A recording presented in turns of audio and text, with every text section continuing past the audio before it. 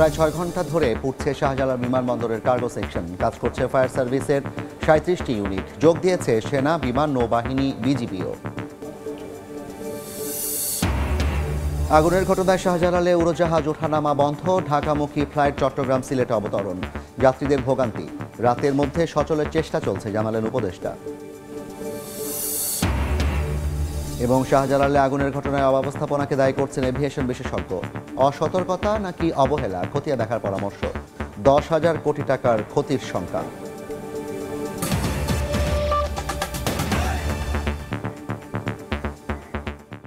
জনপদের সময় সঙ্গে আছি আমি জাফর সাদিক। ভয়াবহ আগুনে পুড়ছে হযরত শাহজালাল আন্তর্জাতিক বিমানবন্দরের কার্গো সেকশন। আগুন নেভাতে কাজ করছে ফায়ার সার্ভিসের 37টি ইউনিট, যোগ দিয়েছে সেনা, বিমান, নৌবাহিনী ও বিজিবি। উড়োজাহাজ ওঠানামা বন্ধ থাকায় ঢাকামুখী ফ্লাইট চট্টগ্রাম সিলেটে অবতরণ করছে। বেলা 2টার কিছু পর বিমানবন্দরের 8 নম্বর গেটে আগুন লাগে। ফায়ার সার্ভিস জানায়, দুপুর 2:30টার দিকে আগুন লাগার খবর পেয়ে একে একে যোগ দেয় 37টি ইউনিট।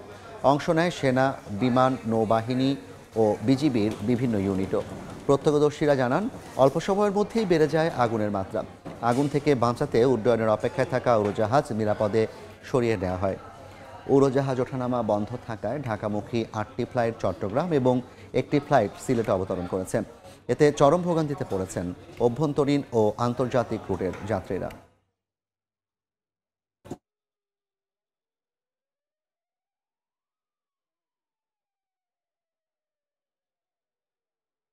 আমার ফ্যামিলি নিয়ে আসছি, বাচ্চা নিয়ে আসছি, তো এখানে থাকার কোনো জায়গা পাইতেছি না। আমি আনসার বিডিবি ভাইদের সাথে কথা বললাম, ওনারা কোনো কথা বলতেছে না, পাত্তা দিতেছে না, ওনারা আমাদেরকে কেউ হেল্প করতেছে না। আমার মনে হচ্ছে না যে রাত্র 3টা ছাড়তে পারবে, কারণ এটা অনেক সেন্সিটিভ বিষয়। Must be take me there, right? টরন্টোতে নিয়ে যাবে যেভাবে করে হোক। এখন আমি জানি না আমি দুবাইতে অন টাইম পৌঁছতে পারবো কিনা। আগুনের কারণে যে চেকিংটা করা ছিল এটা এখন আপাতত বন্ধ রাখছে, এখন পর্যন্ত কোনো সময় নির্ধারণ করে দেওয়া হয়নি। এই মুহূর্তে বিমানবন্দর এলাকায় আছেন সহকর্মী শাকির আহমেদ, সরাসরি যাচ্ছি তার কাছে। শাকির, কি অবস্থা এই মুহূর্তে দেখছেন? হযরত শাহজালাল আন্তর্জাতিক বিমানবন্দরের আমদানি কার্গো কমপ্লেক্সের আগুন কিন্তু এখনো পর্যন্ত পুরোপুরি নিয়ন্ত্রণে আসেনি।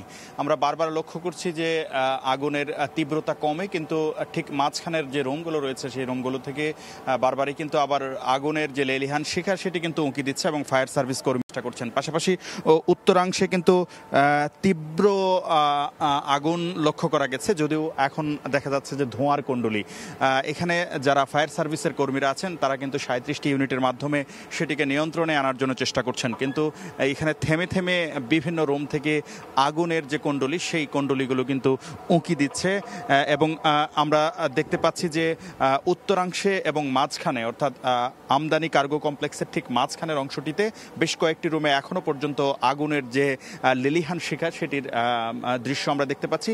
পাশাপাশি উত্তরাংশেও কিন্তু ধোঁয়ার কুণ্ডলী ব্যাপক পরিমাণে রয়েছে এবং ফায়ার সার্ভিসের কর্মীরা কিন্তু যে রুমগুলোতে আগুনের লেলিহান শিখা দেখা যাচ্ছে সেগুলোতে তারা পানি ঢেলে আগুন নেভানোর জন্য চেষ্টা করছেন। যদি একটু বলতে যাই, এই পুরো বিমানবন্দরের উত্তরাংশে কিন্তু আমদানি কার্গো কমপ্লেক্সটি অবস্থিত। সেই ক্ষেত্রে পুরো বিমান চলাচলের উপরে তেমন কোনো প্রভাব না পড়লেও আমরা কিন্তু দেখতে পেয়েছি যে এখানে পুরো আকাশটি কিন্তু ধোঁয়ার কুণ্ডলীতে ছেয়ে গেছে, যার কারণে বিমান ওঠানামার ক্ষেত্রে যে সমস্যাটি হয় সেটিকে কেন্দ্র করে কিন্তু এখন পর্যন্ত 9টি বিমান এই শাহজালাল আন্তর্জাতিক বিমানবন্দরে অবতরণ করতে পারেনি। যেগুলো শাহজালাল আন্তর্জাতিক বিমানবন্দরে অবতরণের কথা ছিল সেগুলো কিন্তু আমরা দেখতে পেয়েছি পরবর্তীতে চট্টগ্রামের হযরত শাহ আমানত এবং সিলেটের ওসমানী বিমানবন্দরে অবতরণ করেছে। পাশাপাশি এখান থেকে যে ফ্লাইটগুলো ছেড়ে যাওয়ার কথা ছিল সেই ফ্লাইটগুলো কিন্তু বিলম্বে ছেড়ে যাচ্ছে।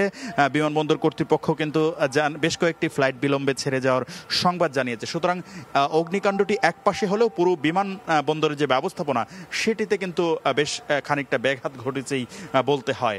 পাশাপাশি এখানে যে মালামালগুলো রয়েছে সেই মালামালগুলো পুরোপুরি পুড়ে ছাই হয়ে গেছে এমন কিন্তু আশঙ্কা করছেন আমদানিকারকরা এবং তারা বলছেন যে দীর্ঘ প্রক্রিয়ার মাধ্যমে বিশ্বের বিভিন্ন প্রান্ত থেকে তারা এই জিনিসগুলো এখানে আনেন এবং পরবর্তীতে তারা তাদের হাতে পেতে যে প্রক্রিয়াটি সেটি কিন্তু মূলত এই কার্গো কমপ্লেক্সে সম্পন্ন হয়। কিন্তু কার্গো কমপ্লেক্স সহ সরকারকে নানা ধরনের যে আনুষঙ্গিক ফিগুলো তারা দেন সেগুলো দেওয়ার পরেও তাদের এই প্রক্রিয়াটি নিরবিচ্ছিন্ন নয়, নিরাপত্তা সেটিতে ছিল না এমন অভিযোগ কিন্তু তারা করছে যে তারা সরকারকে বড় অঙ্কের ফি দিচ্ছেন কিন্তু তাদের পণ্যগুলো নিরাপদে রাখার জন্য, গোদামজাত করে রাখার রাখার জন্য যে প্রক্রিয়া সেটিতে তারা অবহেলার কিন্তু অভিযোগ তুলছেন এবং তারা বলছেন এই শাহজালাল বিমানবন্দরের যে অগ্নি নির্বাপন ব্যবস্থা সেটি ত্রুটিপূর্ণ। গণমাধ্যমেও কিন্তু এ নিয়ে বারবার রিপোর্ট বের হয়েছে, কিন্তু কর্তৃপক্ষ সে বিষয়ে তেমন কোনো নজর দেয়নি এমন অভিযোগ কিন্তু করছেন যারা আমদানিকারক, যাদের পণ্য এখানে রয়েছে। এবং তারা বলেছেন যে আজকের এই অগ্নিকাণ্ডে তাদের আমদানি করা যে পণ্যগুলো রয়েছে, কাঁচামাল রয়েছে, এখানে কেমিক্যাল রয়েছে, তৈরি পোশাক রয়েছে, সবগুলো আসলে পুড়ে ছাই হয়ে যাচ্ছে বা পুড়ে ছাই হয়ে গিয়েছে এমন আশঙ্কা কিন্তু তারা করছেন। তারা বলছেন যে হয়তো তাদের মালামালের কিছুই অবশিষ্ট থাকবে না এবং এটি শুধু আমদানি ক্ষেত্রে নয় বা তাদের একার যে ক্ষতি সেটি নয়, বরং অর্থনীতির ক্ষেত্রে একটি বড় ক্ষতি হিসাবে কিন্তু তারা দেখছেন। পাশাপাশি আমরা দেখতে পেয়েছি সামাজিক যোগাযোগ মাধ্যমে কিন্তু এই একের পর এক অগ্নিকাণ্ডের যে ঘটনা সেটি নিয়ে কিন্তু নাগরিকরা নানা ধরনের প্রশ্ন তুলছেন। সরকারের সক্ষমতা, পাশাপাশি সরকারের নজরদারির যে বিষয়টি সেটি নিয়েও কিন্তু আমরা দেখতে পেয়েছি নাগরিকরা সামাজিক যোগাযোগ মাধ্যমে প্রশ্ন তুলছেন। তারা বলছেন যে একের পর এক দুর্ঘটনা, অর্থাৎ রাজধানীর মিরপুরের পর চট্টগ্রামে একই ধরনের অগ্নিকাণ্ডের ঘটনা এবং সবশেষ হযরত শাহজালাল আন্তর্জাতিক বিমানবন্দরের আমদানি কার্গো কমপ্লেক্সের মতো একটি অর্থনৈতিক হাবে এই ধরনের দুর্ঘটনা বা এই ধরনের অগ্নিকাণ্ড যেটি রয়েছে সেটির পিছনে ষড়যন্ত্র থাকতে পারে। তারা এটিকে নাশকতাও কিন্তু বলছেন সামাজিক যোগাযোগ মাধ্যমে বিভিন্ন নাগরিকরা, এবং তারা বলছেন সরকারের পক্ষ থেকে যেন এটি খতিয়ে দেখা হয় এবং এই ধরনের অর্থনৈতিক যে জোনগুলো রয়েছে বা গুরুত্বপূর্ণ অবকাঠামো থেকে শুরু করে স্থাপনা এবং দেশের যে গুরুত্বপূর্ণ বিভিন্ন প্রতিষ্ঠান রয়েছে এবং অবকাঠামো রয়েছে সেগুলো যেন নিরাপত্তা নিশ্চিত করা হয়। তারা বলছেন যে কর্তৃপক্ষের উদাসীনতাও হয়তো থাকতে পারে, তদন্তে সেটি বের হয়ে আসবে এবং তারা বলছেন যে তারা ফি মাসুল সহ নানা ধরনের তারা অর্থ দিয়ে সরকারকে এই যে প্রক্রিয়াটি সেটি সম্পন্ন করেন, কিন্তু সেই প্রক্রিয়াটিকে নিরবিচ্ছিন্ন করার জন্য, নিরাপদ করার জন্য বা সেগুলো নানা ধরনের চ্যালেঞ্জ থেকে মুক্ত রাখার জন্য সরকারের পক্ষ থেকে যে ব্যবস্থাপনাগুলো দরকার ছিল সেগুলোতে তারা এক ধরনের অবহেলা লক্ষ্য করছেন এবং তারা সেই অভিযোগটি কিন্তু আমদানিকারকরা কিন্তু করছেন যে তাদের পণ্যগুলো সংরক্ষণ, গোদামজাত করার থেকে শুরু করে এই তাদের হাতে পৌঁছানোর যে প্রক্রিয়া সেই প্রক্রিয়াটির মাঝামাঝিতে এসে আসলে এক ধরনের অবহেলার কারণে তাদের এই পণ্যগুলো আসলে আজকে ক্ষতির সম্মুখীন হয়েছে এমন কথাও কিন্তু তারা বলছেন, এমন অভিযোগ তারা করছেন। পাশাপাশি সামাজিক যোগাযোগ মাধ্যমে নাগরিকরাও কিন্তু আশঙ্কার বিষয়টি করছেন যে এটি কোনো ধরনের নাশকতা হতে পারে। বিশেষ করে বাংলাদেশের এই স্পটগুলো, বিশেষ করে তৈরি পোশাক শিল্প সহ নানা ধরনের যে অঞ্চলগুলো রয়েছে সেগুলোর নিরাপত্তা নিয়ে একটি প্রশ্ন তৈরি করার একটি অপচেষ্টা হয়তো কোনো মহলের কোনো দেশের থাকতে পারে এমন আশঙ্কাও কিন্তু আজকে সামাজিক যোগাযোগ মাধ্যমে স্ট্যাটাস দিয়ে অনেকেই করছেন এবং তারা বলছেন যে সরকারের সক্ষমতার অভাব নাকি সরকারের উদাসীনতা এই কাজগুলো হচ্ছে সেই বিষয়টি নিয়ে তারা নানা ধরনের তাদের যে ক্ষোভ সেটি প্রকাশ করছেন। আমরা দেখতে পেয়েছি ফায়ার সার্ভিসের কর্মীরা কিন্তু তাদের প্রাণান্তকর চেষ্টার মাধ্যমে 36 থেকে 37টি ইউনিট নিয়োজিত করে তারা কিন্তু প্রাণান্তকর চেষ্টা করছেন এই আগুনটিকে নিয়ে আসার জন্য। এবং এই ফায়ার সার্ভিসের সঙ্গে আমরা দেখতে পেয়েছি বিভিন্ন বাহিনীর সদস্যরা, বিশেষ করে আইএসপিআর এর পক্ষ থেকে জানানো হয়েছে সেনাবাহিনীর সদস্যরাও যুক্ত হয়েছেন এবং আমরা দেখতে পেয়েছি এখানে উদ্ধার কার্যক্রমে বর্ডার গার্ড বাংলাদেশ বিজিবির সদস্যরাও কিন্তু প্রাণান্তকর চেষ্টা করছেন। কিন্তু যেহেতু এখানে কেমিক্যাল থাকার একটি বড় সম্ভাবনায় রয়েছে এবং অনেকে বলছেন যে কেমিক্যাল আছে তাদের বিদেশ থেকে আমদানি করা, পাশাপাশি ওষুধের কাঁচামাল আছে যেগুলো দাহ্য পদার্থ, যেগুলো আগুন ছড়িয়ে যাওয়ার ক্ষেত্রে বা আগুন জ্বলার ক্ষেত্রে বড় ধরনের সহায়ক যে পদার্থগুলো সেগুলো রয়েছে দাহ্য পদার্থ, যার কারণে আসলে এই আগুনের দীর্ঘস্থায়িত্ব বা এই আগুনটা নিভাতে গিয়ে ফায়ার সার্ভিস কর্মীদেরকে ব্যাক পেতে হচ্ছে। এবং আমরা বারবারই লক্ষ্য করছি যে এক সময় হয়তো ধোঁয়ার কুণ্ডলী ছাড়া কিছুই দেখা যাচ্ছে না, তখন হয়তো আমরা ভাবছি যে আগুনটি হয়তো অনেকটা নিয়ন্ত্রণে এসেছে, কিন্তু পরক্ষণেই কিন্তু আমরা দেখতে পেয়েছি কোনো একটা রুম থেকে আবার সেই আগুনের লেলিহান শিখা উঁকি দিচ্ছে। অর্থাৎ ঠিক কখন এটিকে নিয়ন্ত্রণে আনা যাবে বা কিভাবে নিয়ন্ত্রণে আনা যাবে সেটি নিয়ে কিন্তু ফায়ার সার্ভিসের কর্মীরা কিন্তু বেশ খানিকটাই ব্যাক পোহাচ্ছেন এবং তারা তাদের প্রাণান্তকর চেষ্টার মাধ্যমে আগুনটি নিয়ন্ত্রণের জন্য চেষ্টা করছেন।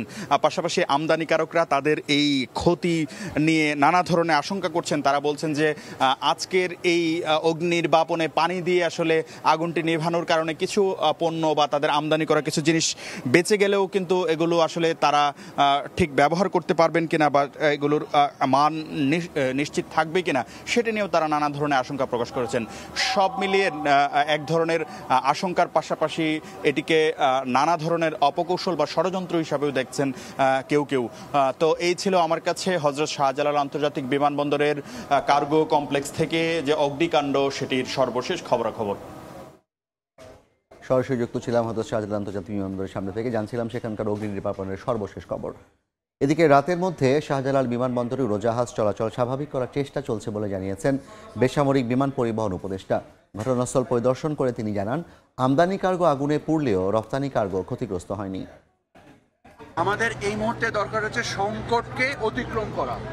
আপনাদের মাধ্যমে দেশবাসীর কাছে আমরা দোয়া চাচ্ছি যেন আল্লাহ তাআলা আমাদের জন্য সহজ করে দেন এবং আমরা যেন আমাদের যে পুনরায় যত দ্রুত পারি আমরা এয়ারপোর্টকে চালু করব, কারণ আপনারা জানেন যে এয়ারপোর্টে ফ্লাইট এই মুহূর্তে বন্ধ আছে।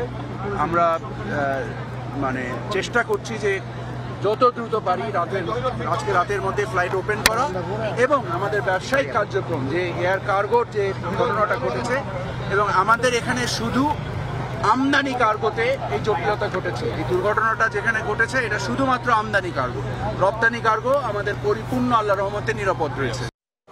শাহজালাল বিমানবন্দরের কার্গো সেকশনে আগুনের ঘটনায় অব্যবস্থাপনাকে দায়ী করছেন এভিয়েশন বিশেষজ্ঞরা। এতে প্রাথমিকভাবে প্রায় 10,000 কোটি টাকার ক্ষতির আশঙ্কা করা হচ্ছে। ওয়্যারহাউস এবং একটি এয়ার এক্সপ্রেস পুরোপুরি পুড়ে যাওয়ার আশঙ্কা করেছেন বিশেষজ্ঞরা। অসতর্কতা নাকি অবহেলার কারণে আগুন, তা খতিয়ে দেখার পরামর্শ তাদের। আগুনটা যেখানে লাগলো কার্গোতে, সেইখানে কেন লাগলো এবং এই যে ওইখানে এই ব্যবস্থাপনা ছিল কিনা সেটা কিন্তু দেখতে হবে। যদি না থেকে থাকে সেখানে আমরা দাহ্য পদার্থ বা কেমিক্যাল আইটেম যে আমরা রাখি সেটা আমরা কতটুকু প্রোটেক্টিভলি রেখেছিলাম সেটা আমাদেরকে দেখতে হবে। সেটা অবশ্যই ভাবনার একটা বিষয় রয়ে গেছে। সেখানে কোনো লফল ছিল কিনা, আমাদের কোনো দুর্বলতা আছে কিনা সেটা বের করতে হবে। $1 বিলিয়ন উপরে ক্ষয়ক্ষতি হবে। আমাদের এই বিশেষ করে এয়ার এক্সপ্রেস ইউনিটটা একবারে সম্পূর্ণ ভস্মীভূত হয়েছে। যদি কোনো কারণে সেখানে অনেকগুলো ইউএলডি রাখা আছে, সেই ইউএলডি গুলা থেকে শুরু করে আমাদের বোর্ডিং ব্রিজ থেকে শুরু করে যদি সেদিকে যায় তাহলে that can go lead up to the terminal, এবং সেখানে সেটা আমাদের মেইন টার্মিনাল চলে যেতে পারে। বাট আমরা অপেক্ষা করছি যে আমাদের অগ্নি নির্বাপক বাহিনী সেটা কতটুকু নিয়ন্ত্রণে আসতে পারে। আমরা যখন এয়ারপোর্ট দিয়ে কোনো মাল আনি বা দেই সেটা কিন্তু আসলে আমরা সময়ের মূল্যের কারণে আমরা এই এয়ারপোর্টটা ইউজ করি, নাহলে তো আমরা জাহাজে আনতে পারতাম। ফলে এইটা আসলে শুধু গুডসের পরিমাণ দিয়ে যে গুডসে এখানে আমার 100 কোটি টাকার গুডস বা 200 কোটি টাকার গুডস পুড়ে গেছে, এইটা আসলে এই মূল্যমান দিয়ে আপনি বিচার করলে হবে না। এটার কনসিকুয়েন্সেস ভ্যালু যেটা আছে সেটা আরো অনেক অনেক অনেক বেশি গুণ। আগুনের কারণে শাহজালাল বিমানবন্দরে উড়োজাহাজ ওঠানামা বন্ধ থাকায় ঢাকামুখী ফ্লাইট চট্টগ্রাম সিলেটে অবতরণ করছে। এতে চরম ভোগান্তিতে পড়েছেন যাত্রীরা। আমরা আসছি দুপুরে, আমাদের ফ্লাইট 7টা 5-এর মধ্যে ফ্লাইট, এখনো আমরা এয়ারপোর্টের বাইরে আছি, এখনো আমরা বোর্ডিং পাস পাই নাই। ফ্লাইট কিছু চলবে কি চলবে না, যদি আমাদের কিছু একটা বলতো আমরা বাসায় যাইতে পারতাম, বা এখানে ওয়েট করে তো কোনো লাভ নেই। এখন সময় চলে যাচ্ছে, আমরা বুঝতেছি না আসলে কি হবে। ঢাকা থেকে আবার শারজা এয়ারপোর্ট 8:30 বাজে ফ্লাইট ছিল, তো এখন তো যাওয়ার আর কোনো রাস্তা নেই। ভিসার মেয়াদও আমার ওইদিকে শেষ হওয়ার পথে, প্রায় 21 তারিখ আমার ভিসার মেয়াদও শেষ। যদি আমি ফ্লাইট ধরতে না পারি আবার, তাইলে আমার কিন্তু ভিসাটা মাইর যাবে। এই মুহূর্তে চট্টগ্রামের শাহ আমানত বিমানবন্দরে আছেন সহকর্মী শফিকুল আলম এবং সিলেট ওসমানী আন্তর্জাতিক বিমানবন্দরে আছেন সহকর্মী ইকরামুল কবির। শুরুতেই যাচ্ছি শফিকের কাছে, সেখানকার যাত্রীদের খবর জানতে। শফিক, ঢাকায় ভয়াবহ আগুনের প্রভাব চট্টগ্রামেও পড়েছে এবং চট্টগ্রামে বেশ কিছু মধ্যপ্রাচ্যগামী ফ্লাইট দেরি হয়ে গেছে। আমার 2টি ফ্লাইটে, অর্থাৎ দুবাইগামী এবং শারজাগামী 2টি ফ্লাইটে যাত্রীরা 2 ঘন্টা ধরে এখানে অপেক্ষা করছে। কিছুক্ষণ আগে 7টা20-এ যে যাত্রীরা যাওয়ার কথা ছিল দুবাইগামী বাংলাদেশ বিমানের একটি ফ্লাইটে, সেই যাত্রীরা এখন ঢুকছে। সেক্ষেত্রে আরও 2-3 ঘন্টা লাগতে পারে, অর্থাৎ তাদের শিডিউল 2 থেকে 3 ঘন্টা দেরি হয়ে গেছে। এবং বাইরে যারা অপেক্ষা করছে তারা শারজা যাবে বাংলাদেশ বিমানের একটি ফ্লাইটে করে, তাদের ফ্লাইট হচ্ছে 8:45-এ, তাদেরকে এখনও ঢোকানো হয়নি। সেক্ষেত্রে তাদেরও 2-3 ঘন্টা লেগে যেতে পারে। অর্থাৎ ঢাকার কারণে কিন্তু চট্টগ্রামে প্রায় ঢাকায় যে বিমানগুলো নামার কথা ছিল আন্তর্জাতিক 60-60টির বেশি ফ্লাইট এবং অভ্যন্তরীণ 3-4টির ফ্লাইট, সবগুলো কিন্তু চট্টগ্রাম শাহ আমানত আন্তর্জাতিক বিমানবন্দরে নেমেছে। সেখানে কিন্তু জটলা সৃষ্টি হয়েছে। তো যে যাত্রীরা চট্টগ্রাম থেকে যেতে পারেনি তারা 2-3 ঘন্টা ধরে তাদের ভোগান্তি আমরা দেখেছি এবং তারা নানা উদ্বেগ উৎকণ্ঠা আছে, তারা অনিশ্চয়তার মধ্যে আছে। তারা নির্দিষ্ট সময়ে তাদের যে গন্তব্যে সেখানে যেতে পারবে কিনা সেটা নিয়ে তাদের মধ্যে উদ্বেগ উৎকণ্ঠা রয়েছে। পাশাপাশি জানিয়ে রাখি, চট্টগ্রাম থেকে কিন্তু দুপুর 2টার পর থেকে কিন্তু প্রায় 6-7টি ফ্লাইট মিস হয়েছে।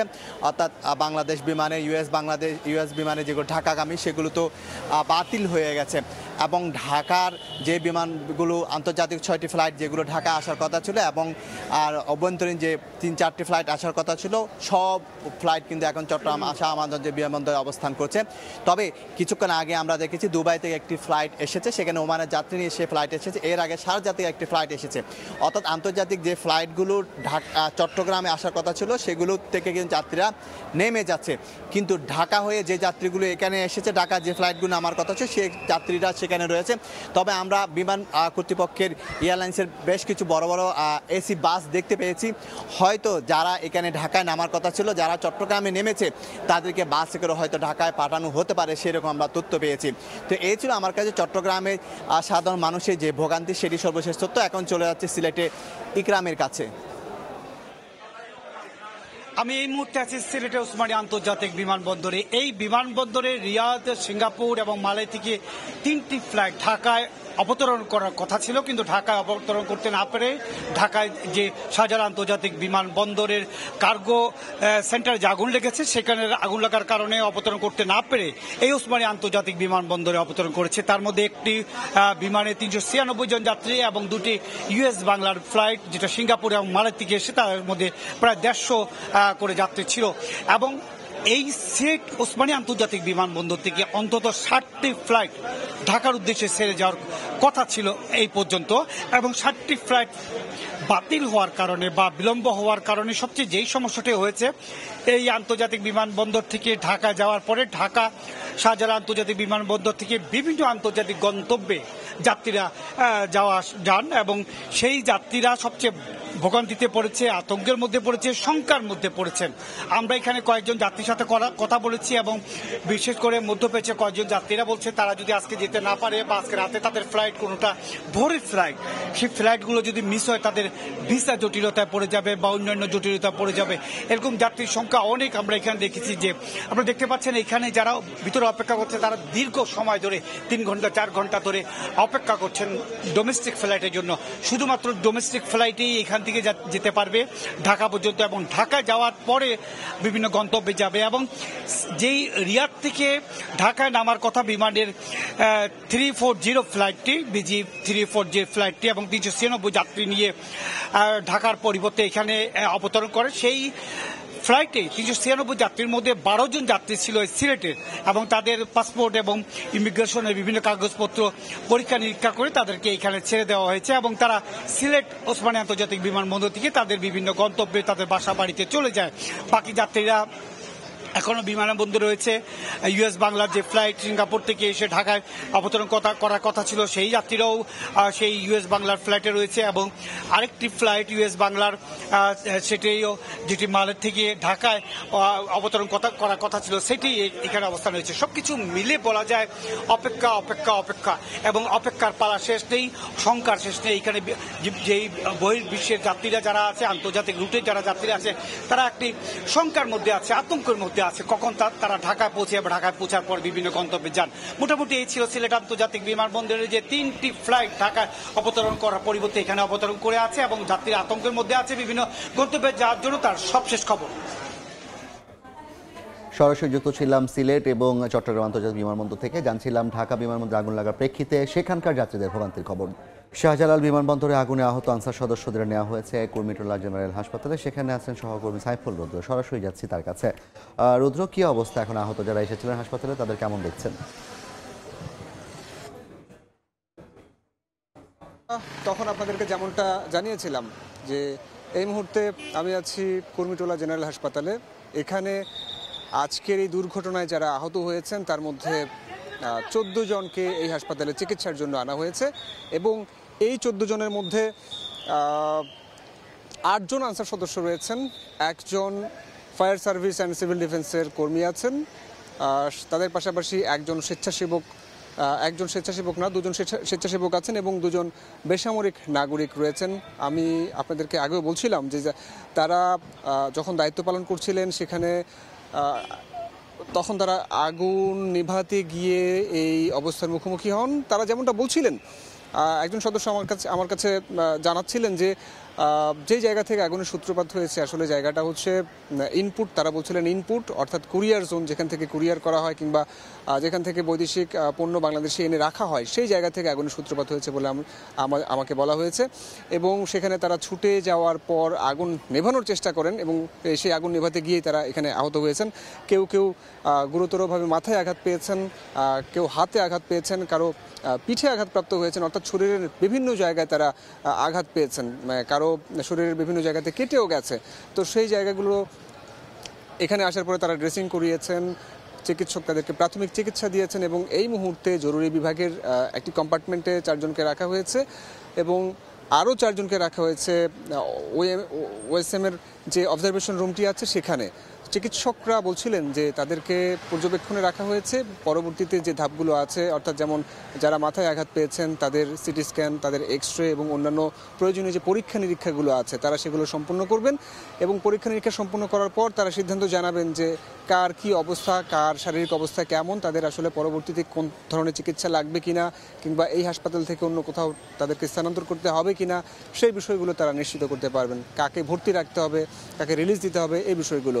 এছাড়া এই হাসপাতালে বিমান বাহিনীর একজন সদস্যকে নিয়ে আসা হয়েছিল, তিনিও আহত হয়েছেন এই অগ্নিকাণ্ডের ঘটনায় এবং তাকে এখানে প্রাথমিক চিকিৎসা দেওয়ার পর সম্মিলিত সামরিক হাসপাতালে ঢাকা ক্যান্টনমেন্টে সেখানে স্থানান্তর করা হয়েছে।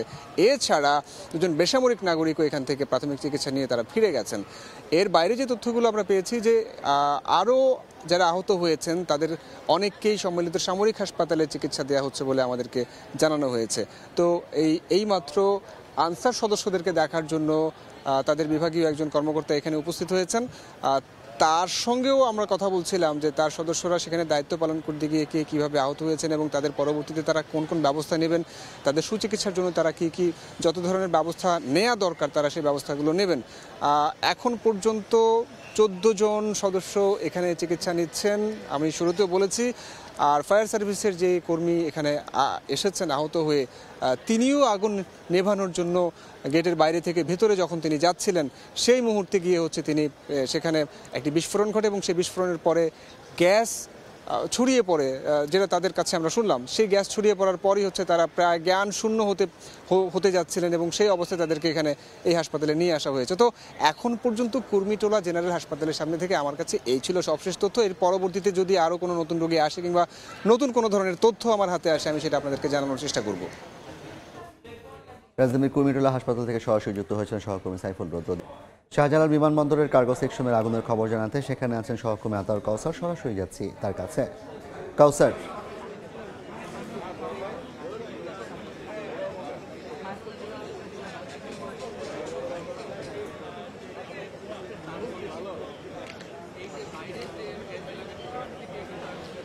প্রায় 6 ঘন্টা ধরে জ্বলা আগুন এখনো পর্যন্ত জ্বলছে এবং আমি এই মুহূর্তে আছি বিমানবন্দর কার্গো কমপ্লেক্স এবং 8 নম্বর হ্যাঙ্গার গেটের মাঝে যে কুরিয়ার কমপ্লেক্স রয়েছে তার অপোজিটে, যেখান থেকে আজ বেলা 2টোর কিছু পরে আগুনের সূত্রপাত ঘটে। অর্থাৎ আমি এখন যে ভবনটির ঠিক উল্টো পাশে দাঁড়িয়ে আছি, এই ভবনটির পশ্চিম পাশ অর্থাৎ বিমানবন্দরের ভেতরের যে গ্রাউন্ড, ইনার গ্রাউন্ড মুখী যে অংশটি, সেই অংশ থেকেই আগুনের সূত্রপাত ঘটেছিল বেলা 2টোর কিছু পরে এবং সে সময় আসলে নানান জটিলতায় নানান কারণেই তাৎক্ষণিকভাবে আগুন নিয়ন্ত্রণে আনা সম্ভব হয়নি। এ নিয়ে যথেষ্ট অভিযোগ সামাজিক যোগাযোগ মাধ্যমে আছে, অনেকে আমাদের কাছে এসে করেছেন, অনেকে নাম প্রকাশে অনিচ্ছুক অনেক ব্যক্তি কথা বলেছেন, অনেকেই বলেছেন যে শুরুতে চাইলেই বা যদি শুরুতেই চেষ্টা করা হতো তাহলে আগুনটি অনেক সহজেই নিয়ন্ত্রণ করা যেত। যে কারণেই হোক আগুন নিয়ন্ত্রণ না হওয়াতে এখন 6 ঘন্টা ধরে আগুন জ্বলছে এবং এর মাঝে যেই বিমানবন্দরের যেই আমদানি কার্গো কমপ্লেক্সটি রয়েছে, সে আমদানি কার্গো কমপ্লেক্সের উত্তর থেকে দক্ষিণমুখী পুরো অংশটি ভেতরে আগুনে পুড়ে গিয়েছে, এমনটি বলছেন এখানকার যে সকল ব্যক্তিবর্গ রয়েছেন যারা এখানে কাজ করেন, যারা এখানে ব্যবসা করেন। অর্থাৎ ব্যবসা করেন বলতে বোঝাচ্ছি যারা এই বিমানবন্দরের মাধ্যমে তাদের বিভিন্ন পণ্য বিদেশ থেকে ক্রয় করার পরে আমদানি করেছেন, তারা যেমনটি বলেছেন, তারা বলেছেন যে ভেতরে আসলে কিছুই আর অবশিষ্ট থাকার সুযোগ নেই, এমনভাবে আগুন জ্বলেছে। এবং একই সাথে বলেছেন যে কোনো জায়গায় যদি আগুন না না পৌঁছেও থাকে তাহলে ফায়ার সার্ভিস যেহেতু পানি দিয়ে আগুন নেভানোর চেষ্টা করছে, অনেক ক্ষেত্রেই দেখা যাবে যে যে পণ্যটি পানির সংস্পর্শে এসেছে, ইলেকট্রনিক্স পণ্য হলে সেটি নষ্ট হয়ে গেছে। সব মিলিয়ে বড় একটি ক্ষতির সম্মুখীন হয়েছেন ব্যবসায়ীরা, এমনটি তারা বলছেন। তো সেক্ষেত্রে তাদের ক্ষতির পরিমাণ কি পরিমাণ পণ্য বিমার আওতাভুক্ত ছিল, কি পরিমাণ পণ্য বিমার আওতামুক্ত থেকে তারা এনেছেন, অর্থাৎ কি পরিমাণ ক্ষয়ক্ষতি হয়েছে তা আগুন নেভার পরে যখন তদন্ত কমিটি হবে তখন বলা যাবে।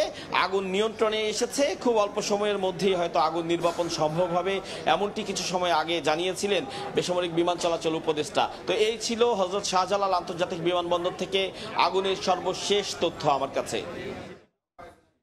সরাসরি যুক্ত ছিলাম হযরত শাহজালাল আন্তর্জাতিক বিমানবন্দর থেকে। ভয়াবহ আগুনে পুড়ছে শাহজালাল বিমানবন্দরের কার্গো সেকশন। এই মুহূর্তে সেখানে আছেন সহকর্মী রাইদুল ইসলাম শুভ। সরাসরি যাচ্ছি তার কাছে। শুভ, যাত্রীদের ভোগান্তি কেমন দেখছেন? এই ঘন্টার পর ঘন্টা যে যাত্রীদের অপেক্ষা তা যেন শেষই হতে যাচ্ছে না। প্রায় 2:30টার দিকে যে অগ্নিকাণ্ডের ঘটনাটি ঘটেছিল, 4টার পর থেকে বিমান চলাচল বন্ধ। এরপরেই সাধারণ যাত্রী যারা আছে তাদের পড়তে হয় ভোগান্তিতে।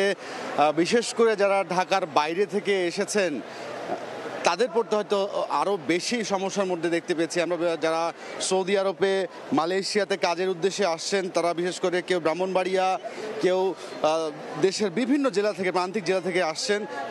ভোরের দিকে এসেছেন, কারো ফ্লাইট ছিল বিকেল 3টায় বা কারো ফ্লাইট ছিল বিকেল 4টায়। সেই ফ্লাইটগুলো কিন্তু হচ্ছে যে এখন প্রায় ডিলে হয়ে কারণে সেই ভোর 6টায় পৌঁছে এখন প্রায় রাত বাজে 9টা। 19 ঘন্টার কাছাকাছি, এই প্রায় 15-12 ঘন্টা পেরিয়ে 19 ঘন্টা চলে যাচ্ছে।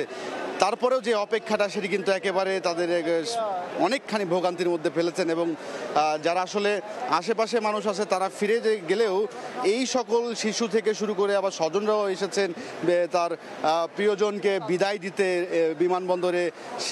সেই প্রিয়জনকে বিদায় দিতে এসে তারা পড়েছেন আটকে। আসলে সড়ক পথে আমরা দেখেছি, নৌপথে অপেক্ষা দেখেছি, বিমান পথের এই অপেক্ষাটা আসলে তারা কোনোভাবেই ভেবে উঠতে পারছে না যে এতটা ডিলে হবে বা এতটা সময় লেগে যাবে। এটা আসলে কেউ কোনোভাবে আসলে মানতে পারছে না। সরকারের এমন অব্যবস্থাপনাকেই আসলে বিশেষ করে দায়ী করছে। বিমানবন্দর দেশের প্রধান বিমানবন্দরটাকে এইরকমভাবে ফায়ার এক্সিট বা ফায়ার নিরাপত্তা ব্যবস্থা না থাকাটাকে আসলে প্রশ্নবিদ্ধ করে তুলেছে এই মুহূর্তে। কিন্তু এই যে বিশেষ করে আমরা যদি বলতে চাই যে বিকেল 5টার পর থেকে যে সকল ফ্লাইটগুলো ছিল সেগুলো কিন্তু প্রায় 8 ঘন্টা, 7 ঘন্টা, 9 ঘন্টার মতো হচ্ছে যে শিডিউল বিপর্যয় ঘটে এবং সেগুলো ডিলে করা হয়েছে। এখন আমরা স্ক্রিনেও দেখতে পাচ্ছি কিন্তু যে বেশ কিছু চেক ইন ছিল যেগুলো কলকাতার কিছু ফ্লাইটের, সেগুলো সম্ভাব্য সময় হিসাবে রাত্রি 10:30 গেট খুলবে এবং রাত্রি 9:30 আরেকটি দেখছি দামাম যেই বিমানটি রয়েছে, বিমান বাংলাদেশ এয়ারলাইন্সের দামামে যাওয়ার গন্তব্যে, সেটি কিন্তু 9:30 খোলার একটা সম্ভাব্য সময় দেওয়া হয়েছে। তো এই যে বিমানের এমন অব্যবস্থাপনা, এমন দুর্ঘটনায় এটাকে আসলে সামাজিক যোগাযোগ মাধ্যম সহ বিভিন্ন শ্রেণী পেশার মানুষটাকে আসলে এটিকে আসলে কেউ বলছেন নাশকতা, কেউ বলছেন অব্যবস্থাপনা, কেউ এটিকে আসলে বারবার এই বিমানবন্দরের জন্য বা দেশের বাইরে যে ভ্যাট ট্যাক্স দিয়ে থাকে সেটুকে আসলে কতটুকু নিরাপদ দেখেছে সেটা নিয়েও কিন্তু এখন তারা প্রশ্ন তুলেছেন। বিমানবন্দরে ছোট শুধু বাচ্চাগুলোও নয়, বৃদ্ধরাও কিন্তু আমরা দেখেছি যে তারা কিন্তু দীর্ঘ সময় এসে অপেক্ষায় করছেন এবং এই লম্বা লাইনে দাঁড়িয়ে যখন বিমানবন্দর কর্তৃপক্ষ তারা জানালেন যে এখন বিমান ওঠানামা বন্ধ, তারপরে কিন্তু গেটগুলো বন্ধ করে দেওয়া, চেক ইনও বন্ধ করা হয়েছিল মাঝখানে। এখন সবচেয়ে যদি ভোগান্তির কথা বলতে যাই, এখন কিন্তু এই টার্মিনালে আসার জন্য যেই পথ, সেই পথটি কিন্তু বন্ধ করে দিয়েছে বিমান চলাচল কর্তৃপক্ষ। যে বিমানবন্দরে প্রবেশের যেই গেটটি রয়েছে বাইরে, উত্তরা থেকে, খিলক্ষেত থেকে উত্তরামুখী এয়ারপোর্টের যে সড়ক, সেই সড়কেই যাত্রী। সরাসরি যুক্ত ছিলাম ঢাকা আন্তর্জাতিক বিমানবন্দরে। এই ছিল জনপদের সময়। রাতের সময় নিয়ে আসছি কিছুক্ষণের মধ্যেই, সঙ্গে থাকুন সময়।